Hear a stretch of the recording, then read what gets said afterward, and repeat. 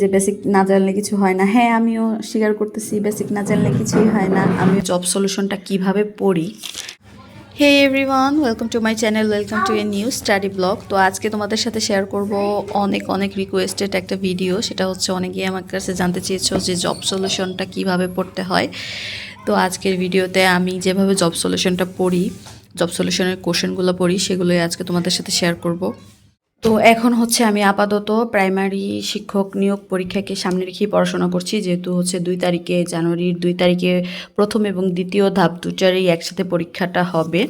তো আমি হচ্ছে রিসেন্ট জব সলিউশন বইটা নিয়ে এসেছি, আর হচ্ছে আমি এই জব সলিউশনটা পড়বো, আর হচ্ছে আমি যে প্রশ্ন ব্যাংকটা, এই দুইটা বই এখন আপাতত হচ্ছে পড়বো। তো আপনারা অনেকেই আমাকে জিজ্ঞেস করেছেন যে আমি হচ্ছে জব সলিউশনটা কিভাবে পড়ি। ঠিক আছে, আমি আপনাদের সাথে শেয়ার করছি বিষয়টা। জব সলিউশনে কিন্তু খুব সুন্দর করে ব্যাখ্যা দেওয়া থাকে। ঠিক আছে, সো আর রিপিটেড কোশ্চেন যেহেতু আসেই, তো আপনাকে তো আর সেম সেম প্রশ্নটাও অনেক সময় তুলে দেয়, অথবা হচ্ছে সেম প্রশ্নই ভিতর থেকে প্রশ্নটা করে। তো দেখা যায় এই ব্যাখ্যাটা পড়লে হয় কি, এটা এই যে একটা ইনফরমেশনের ডিটেলস কি কি আছে, তারপরে অপশন যে 4টা থাকে, এই 4টা কেন ভুল হয়েছে বা কি হলে এই 4টা ঠিক হতো, তো এগুলোও কিন্তু খুব সুন্দর করে হচ্ছে ব্যাখ্যার মধ্যে দেওয়া থাকে। আর যার কারণে এভাবে ঘুরিয়ে পেঁচিয়ে কিন্তু রিপিটেড প্রশ্নগুলো আসে। তখন যখন আপনি ব্যাখ্যাটা সম্পর্কে পড়বেন, তো দেখা যাবে যে একটা এমসিকিউ আপনি এখানে পড়ছেন, কিন্তু আপনার এখানে কিন্তু 4টা 5টার মতো এমসিকিউ আপনার পড়া হয়ে যাবে। আর এই ব্যাখ্যা থেকেই কিন্তু প্রশ্নগুলো ঘুরিয়ে পেঁচিয়ে আবার আসে। তো আমি এখানে খুব বেশি একটা হিবিজিবি করে দাগাইনি, যেটা আমার মনে হয়েছে যে আমার পরবর্তীতে আবার একটু টাচ আপের দরকার, যেমন যেটা একটু বেশি ইম্পর্টেন্ট বা এটা আমার মনে থাকতে নাও পারে, সেটা আমি হচ্ছে লাল কালি দিয়ে হাইলাইট করছি। আর যেগুলো কালো কালি দিয়ে হাইলাইট করা, ওগুলো হচ্ছে অ্যাভারেজ, বাট একটু দেখলেই হবে এরকম। তো খুব বেশি একটা দরকার নাই এরকম। তো এভাবে করে আমি আসলে দাগিয়েছি, যে বেশি দাগালে হয় কি একটু গ্যাঞ্জাম লাগে।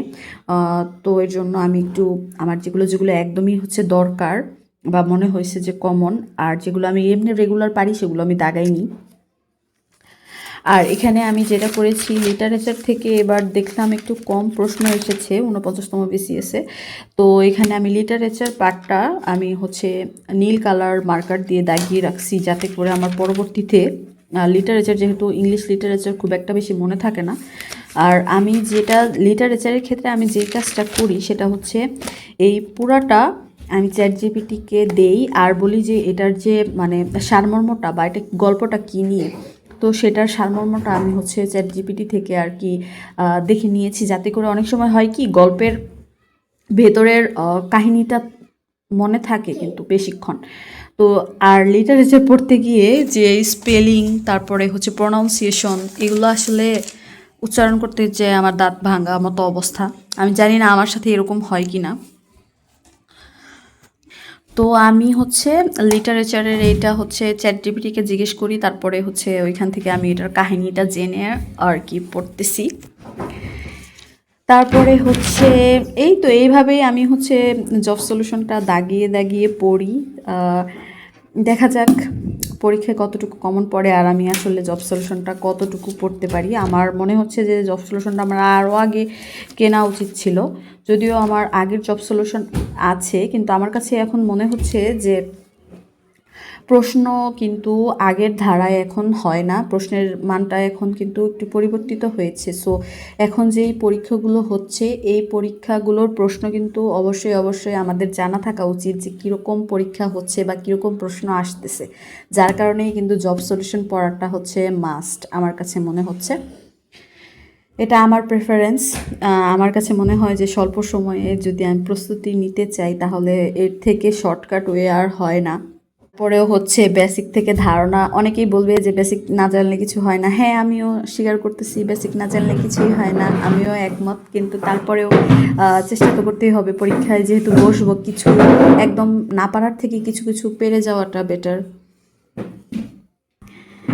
আর আমি এই বইয়ের কথা কি বলবো, মাশাল্লাহ এই বইয়ে হচ্ছে অনেক সুন্দরভাবে অনেক কিছু দেওয়া আছে, আমি যতটুকু পারতেছি পড়তেছি। আর আসলে এগুলো এখন মনে হচ্ছে, আমার কাছে এখন মনে হচ্ছে যদি আরও 2টা মাস বেশি সময় পেতাম, খালি এটাই এখন মনে হচ্ছে। এটাই সব পরীক্ষার সময় মনে হয়। তারপরে আবার আলসেমি করি, ঢিলামি করি, তো এত কিছু আসলে মনে কতটুকু থাকবে আমি জানি না, কিন্তু এখন আমার কাছে মনে হচ্ছে যেভাবেই হোক একবার করে হলেও হচ্ছে পড়াটা শেষ করা উচিত। জানি না কতটুকু পারবো। সো এই ছিল আজকের মতো। আপনাদের প্রস্তুতি কেমন হচ্ছে, বা আসলে আর কিভাবে প্রস্তুতি নেওয়া যেতে পারে, কারো যদি এই সম্পর্কে ভালোভাবে জানা থাকে অবশ্যই আমার সাথে শেয়ার করবেন। আপনাদের ভালো ভালো আইডিয়া, যাতে আপনারও লাভবান হন আমিও লাভবান হই, যেহেতু অল্প সময়। সো এই অল্প সময়ে কিভাবে প্রস্তুতি নিলে আমার প্রস্তুতি আরও ভালো হবে, আপনাদের যদি জানা থাকে তাহলে অবশ্যই আমার সাথে শেয়ার করবেন।